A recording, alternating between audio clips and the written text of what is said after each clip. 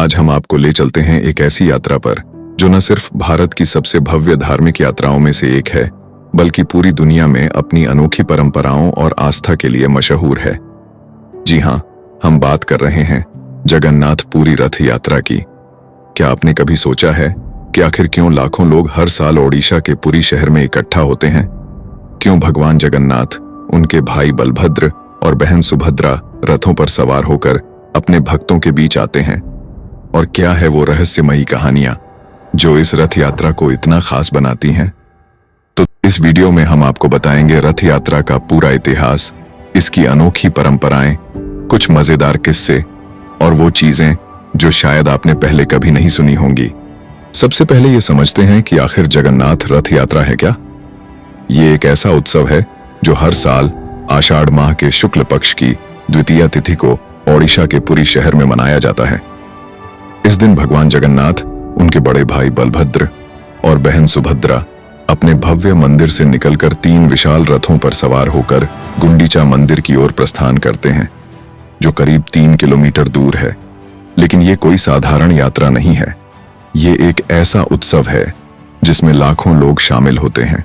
रास्ते में भक्त रथों की रस्सियों को खींचते हैं और मान्यता है कि जो भी इस रथ को खींचता है या उसकी रस्सी को छू लेता है, उसे मोक्ष की प्राप्ति होती है।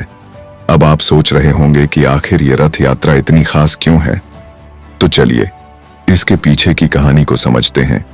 लेकिन उससे पहले, क्या आप जानते हैं कि इस यात्रा का इतिहास कितना पुराना है? कुछ इतिहासकार कहते हैं कि ये परंपरा 8वीं शताब्दी से चली आ रही है, जबकि स्कंद पुराण में इसका जिक्र और भी पहले का मिलता है। रथ यात्रा का सबसे खास हिस्सा है इसके 3 रथ, नंदी घोष, तालध्वज और दर्पदलन। ये तीनों रथ भगवान जगन्नाथ, बलभद्र और सुभद्रा के लिए ये कोई साधारण रथ नहीं है। हर रथ की अपनी खासियत है। जैसे नंदी घोष रथ, जो भगवान जगन्नाथ का है, 45 फीट ऊंचा है और इसमें 16 पहिए होते हैं। इसका रंग लाल और पीला होता है। वहीं बलभद्र जी का रथ तालध्वज लाल और हरे रंग का होता है और सुभद्रा जी का रथ दर्पदलन काला या नीला होता है। हर साल नए रथ बनाए जाते हैं और पुराने रथों को खंडित कर दिया जाता है। इसका लकड़ा भक्तों में बांट दिया जाता है क्योंकि इसे बहुत पवित्र माना जाता है। लेकिन दोस्तों, रथ यात्रा सिर्फ रथ खींचने की बात नहीं है। इसके पीछे एक गहरी आध्यात्मिक और सामाजिक सोच है। भगवान जगन्नाथ को पुरुषोत्तम कहा जाता है, यानी वो भगवान जो सभी के हैं। इस यात्रा में वो अपने मंदिर से निकलकर आम जनता के बीच आते हैं। चाहे कोई राजा हो या रंक, अमीर हो या गरीब, इस यात्रा में सब बराबर हैं। यही वजह है कि पुरी के गजपति राजा खुद सोने की झाड़ू से रथ के रास्ते को साफ करते हैं। इसे छेरा पहरा कहते हैं। अब तक आपने जाना कि रथ यात्रा क्या है और इसके रथ कितने खास हैं। लेकिन क्या आप जानते हैं कि इस यात्रा के पीछे की कहानी क्या है? क्यों भगवान जगन्नाथ हर साल अपने मंदिर से निकलकर गुंडीचा मंदिर जाते हैं? चलिए अब हम आपको बताते हैं इसकी पौराणिक कहानी। रथ यात्रा की शुरुआत के पीछे कई पौराणिक कहानियां हैं और हर कहानी अपने आप में अनोखी है। सबसे लोकप्रिय कहानी है देवी सुभद्रा की। कहा जाता है कि एक बार सुभद्रा जी ने अपनी मौसी के घर यानी गुंडीचा मंदिर जाने की इच्छा जताई। उनकी इस इच्छा को पूरा करने के लिए भगवान जगन्नाथ और उनके बड़े भाई बलभद्र ने उनके साथ रथ पर जाने का फैसला किया। बस तभी से ये परंपरा शुरू हुई कि हर साल ये तीनों भाई बहन रथ पर सवार होकर गुंडीचा मंदिर जाते हैं। क्या आप जानते हैं कि इस यात्रा में भगवान जगन्नाथ की पत्नी लक्ष्मी जी को मंदिर में ही छोड़ दिया जाता है? लक्ष्मी जी को ये बिल्कुल पसंद नहीं आता। इसलिए रथ यात्रा के 5वें दिन यानी हेरा पंचमी के दिन लक्ष्मी जी गुंडीचा मंदिर पहुंचती हैं और भगवान जगन्नाथ को वापस आने का आदेश देती हैं। इतना ही नहीं, गुस्से में वो रथ का एक पहिया भी तोड़ देती हैं। ये कहानी न सिर्फ मजेदार है, बल्कि ये भी दिखाती है कि भगवान जगन्नाथ का स्वरूप कितना मानवीय है। वो आम इंसानों की तरह गृहस्थ जीवन जीते हैं, बीमार पड़ते हैं और अपनी पत्नी को मनाने भी जाते हैं। एक और रोचक कहानी है राजा इंद्रद्युम्न की। कहा जाता है कि राजा इंद्रद्युम्न को समुद्र में एक विशाल लकड़ा दिखा, जिससे वो भगवान विष्णु की मूर्ति बनवाना चाहते थे। इसके लिए विश्वकर्मा जी एक वृद्ध बढ़ई के रूप में आए और मूर्ति बनाने का काम शुरू किया। लेकिन उनकी एक शर्त थी कि मूर्ति पूरी होने तक कोई कमरे में न आए। जब कई दिन तक दरवाजा बंद रहा तो रानी को चिंता हुई कि कहीं बढ़ई भूखा प्यासा न मर जाए। उन्होंने दरवाजा खुलवाया, लेकिन तब तक विश्वकर्मा जी गायब हो चुके थे और मूर्तियां अधूरी रह गई थीं। यही वजह है कि भगवान जगन्नाथ, बलभद्र और सुभद्रा की मूर्तियों का स्वरूप अधूरा है। न हाथ न पैर, सिर्फ बड़ी बड़ी आंखें। ये कहानी बताती है कि भगवान जगन्नाथ का स्वरूप भले ही अधूरा दिखे, लेकिन उनकी शक्ति और भक्ति पूरी है। और यही अधूरापन उन्हें रथ यात्रा सिर्फ पौराणिक कहानियों तक सीमित नहीं है। इसके पीछे एक गहरा दार्शनिक अर्थ भी है। रथ यात्रा को आत्मा और शरीर के मेल का प्रतीक माना जाता है। रथ शरीर है और उसमें विराजमान भगवान आत्मा है, और इस रथ को खींचने की शक्ति भक्तों में होती है, जो भक्ति और श्रद्धा का प्रतीक है। तो अब तक आपने जाना कि रथ यात्रा की शुरुआत कैसे हुई और इसके पीछे की कहानियां क्या हैं। लेकिन क्या आप जानते हैं कि इस यात्रा से पहले भगवान जगन्नाथ बीमार क्यों पड़ते हैं? जी हां, बीमार। अब हम आपको बताते हैं इस अनोखी परंपरा के बारे में। रथ यात्रा से पहले एक ऐसी परंपरा है जो इसे और भी अनोखा बनाती है। हर साल ज्येष्ठ पूर्णिमा के दिन भगवान जगन्नाथ, बलभद्र और सुभद्रा को मंदिर के प्रांगण में स्नान वेदी पर लाया जाता है। यहाँ उन्हें 108 घड़ों से पवित्र जल से स्नान करवाया जाता है। लेकिन इस स्नान के बाद क्या होता है? पौराणिक मान्यता के अनुसार इतना ज्यादा स्नान करने की वजह से भगवान बीमार पड़ जाते हैं। जी हां, आपने सही सुना। इसके बाद वो 15 दिनों तक अनवस्त्र में चले जाते हैं, यानी वो अपने कक्ष में रहते हैं और भक्तों को दर्शन नहीं देते। इस दौरान पुजारी उनकी खास देखभाल करते हैं, जैसे कि उन्हें औषधियां दी जाती हैं और पथ्य भोजन का भोग लगाया जाता है।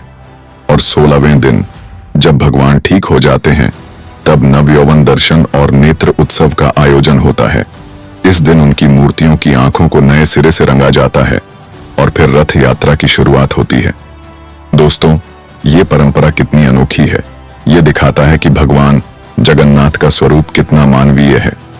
वो हमारे जैसे ही बीमार पड़ते हैं, ठीक होते हैं और फिर अपने भक्तों के बीच आते हैं। लेकिन दोस्तों, क्या आपने कभी सोचा कि आखिर भगवान जगन्नाथ की मूर्तियां इतनी अलग क्यों हैं? उनकी बड़ी बड़ी आंखें, अधूरा स्वरूप और रंग बिरंगे रथ, ये सब क्या संदेश देते हैं?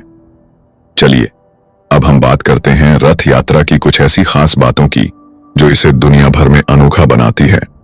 दोस्तों, अब तक आपने रथ यात्रा की कहानी और इसकी शुरुआत के बारे में जाना, लेकिन अब बात करते हैं उन चीजों की जो इस यात्रा को और भी खास बनाती हैं। सबसे पहले बात करते हैं रथों के निर्माण की। हर साल नियम की लकड़ी से नए रथ बनाए जाते हैं। इन रथों को बनाने का काम अक्षय तृतीया के दिन शुरू होता है। कारीगर बिना किसी मशीन के पूरी तरह से हस्तनिर्मित तरीके से रथ तैयार करते हैं। और सबसे मजेदार बात, इन रथों में एक भी कील या पेंच नहीं लगाया जाता। हर रथ का अपना नाम, रंग और प्रतीक होता है।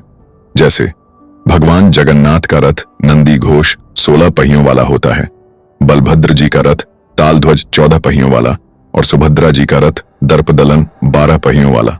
इन रथों को सजाने के लिए रंग बिरंगे कपड़े, फूल और चंदन का इस्तेमाल होता है। अब बात करते हैं चेहरा पहरा की। यह रथ यात्रा का सबसे खास अनुष्ठान है। इस दौरान पुरी के गजपति राजा, जिन्हें भगवान जगन्नाथ का पहला सेवक माना जाता है, सोने की झाड़ू से रथ के रास्ते को साफ करते हैं और चंदन मिश्रित जल छिड़कते हैं। यह अनुष्ठान ये दिखाता है कि भगवान के सामने कोई बड़ा या छोटा नहीं होता। और दोस्तों, क्या आप जानते हैं कि रथ यात्रा के दौरान भगवान को पोड़ा पिठा नाम का एक खास प्रसाद चढ़ाया जाता है। ये एक तरह का बेक किया हुआ केक होता है जो ओडिशा की पारंपरिक मिठाई है। जब भगवान गुंडीचा मंदिर पहुंचते हैं तो उन्हें यह प्रसाद भोग के रूप में चढ़ाया जाता है। लेकिन दोस्तों, रथ यात्रा में कुछ ऐसे रहस्य भी हैं जो वैज्ञानिकों को भी हैरान करते हैं।